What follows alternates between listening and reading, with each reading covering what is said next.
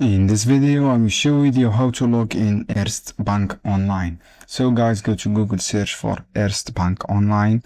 You can see here, search for this term Erste Bank online, click this first result. From here, click login option. You can log in with your devices. Here you will see this page. After that, just wait to loading this page.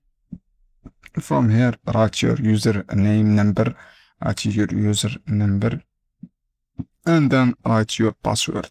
If you forget password, click do you have trouble on login, and then follow this guys, click start password reset, and then you will recuperate your password successfully without any problem.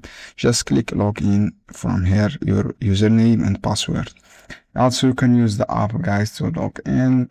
Click on app, for example, write this keyword. You click on Erste Bank app.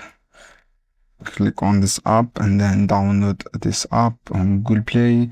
After download this app, you can log in successfully without any problem. I hope this guide helpful for you. See you soon.